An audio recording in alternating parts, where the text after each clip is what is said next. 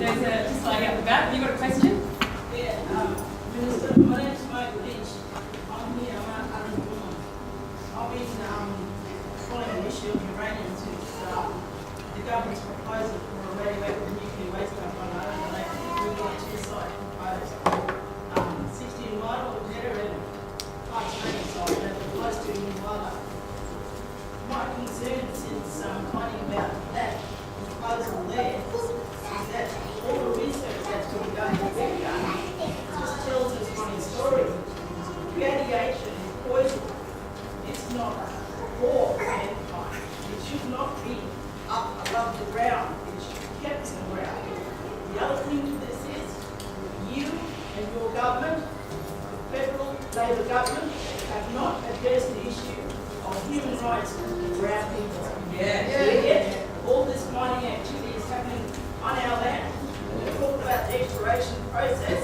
Without people are being exploited in that process without our human rights.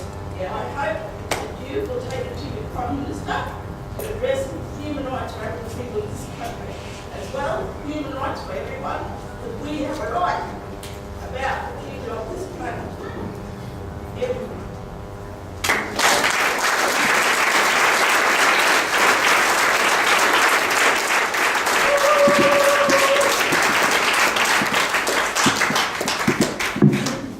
Minister Vaskalis, hope you can hear me clearly.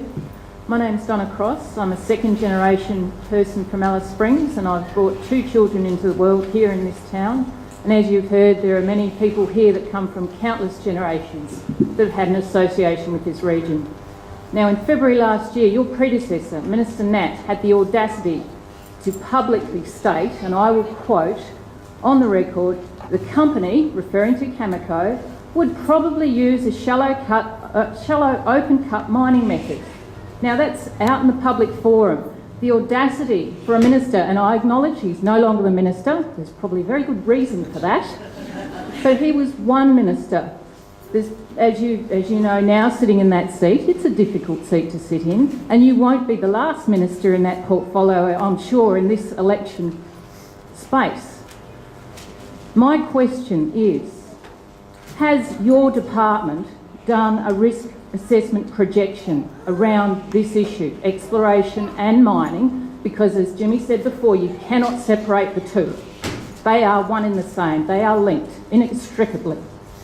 So that was the first part of my question. Has your department done a risk assessment projection, and what due diligence process has been implemented, and can we, as the public, as the people who live here, who intend to live here for a long time and bring more children into the world here and invest ourselves and our futures in this place because it is a special place. What due diligence has been implemented, and can we as the public access information on that now? I said again, and look, opinions have been expressed here and I accept them. I mean, I said to you before, what you said today, I will take with me and said that will be part of the advice I'm going to give to the Federal Minister. One of the things I says, no, first of all, I don't believe that exploration and mining is interlinked because everything has to be approved separately. We did it before and we'll do it again. Because somebody found something, not necessarily will get a mining license. Now, what my predecessor said, I have no idea. I didn't hear him, but again, it was a very, very preliminary statement to make because we will not know what kind of mine will be unless we get information and unless we go through a process that specifies what will happen if anything happens at all.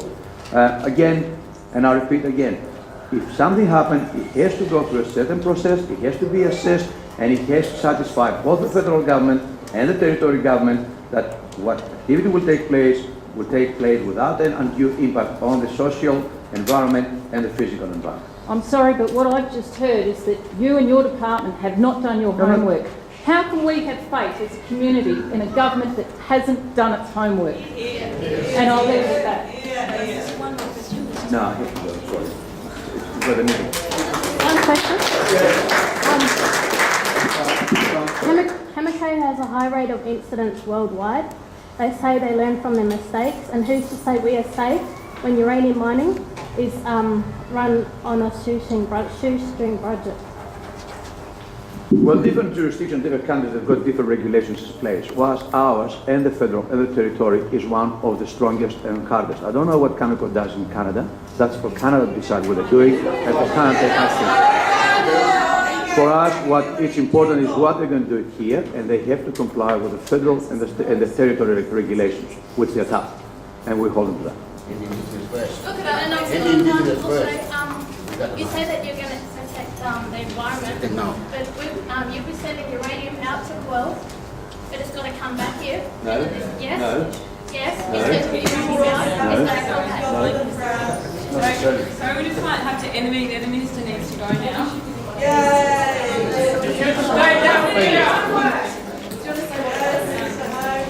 Sorry, just so that everyone knows, I just hand to the minister, Cameco, the company that wants to mine uranium down the Springs Board catchment, which I think you can get from the Ireland Environment Centre if anyone else would like one. It's a list of accidents that Cameco's had in this country. So we'd ask the minister in closing to consider our questions and our views, and I'd ask all of us to continue to consider the implications of the nuclear cycle process operating so close to our town, and to continue to think and talk, and to continue to keep making an effort to have our views heard. And I'd like to thank everyone for coming. Thank you.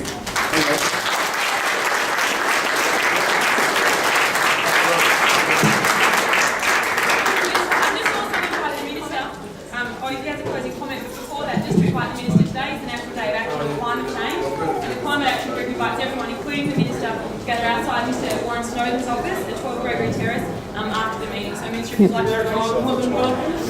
Do you have a comment in closing? There's some petitions over near the door about the Angela Pamela issue from Families for Nuclear Free Future.